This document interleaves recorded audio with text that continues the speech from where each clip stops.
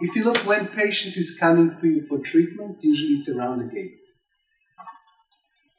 I mean, I did my PhD on back pain, and it was amazing. They asked the patient, how long do you have the back pain? Sometimes they'll say 2 years, 1 year, half a year.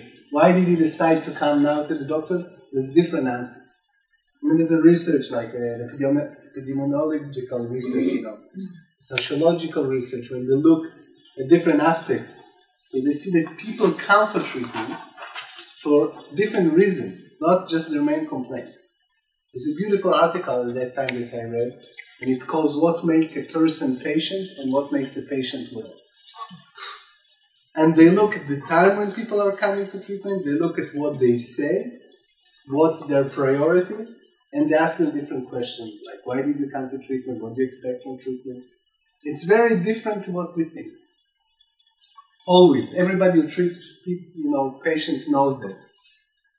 You ask and then you get always, usually you get quite an unexpected answer. If you ask, especially if you ask more and more, you will see that the reason for treatment is much larger and the dynamic is much more deeper than just, oh, I have a back pain or I have a neck pain. Let's say I see the excuse to come for the treatment. But when this excuse is out of the picture, and we're lucky, it's relatively easy to treat, especially pains, and I find it easy to treat. But then, when this gets better, something else comes up. And if you don't treat the bigger part, then you get stuck. Then the headache really don't go. Then the back pain gets slightly better, but doesn't resolve. When you go deeper, suddenly there is a deeper transformation. And as I said, sometimes even if you can't change the main complaint, you do change the perception of the patient of the pain or of his suffering. So suddenly he still has the problem, but his experience of it is different. So not everything we can change. I mean, we want to be God. So the difference between God and the doctor is that God doesn't want to be a doctor.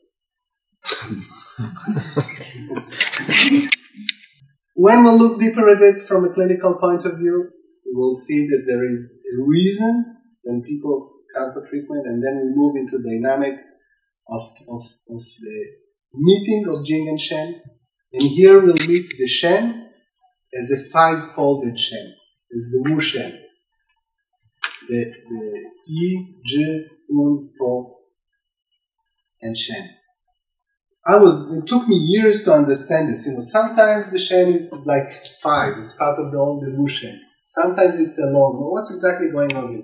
So when we talk about the pure Shen, like the first meeting, we see the pure Shen, 1.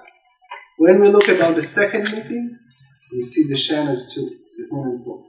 When we look at the third meeting in life, we see the perception of life. The perception of life is always 5. We perceive as human, we look as 5. We look like a pentagram. We have 5 senses, 5 fingers. There's something about this number 5 which is to do with human life, which is to do how we perceive life and how we experience life.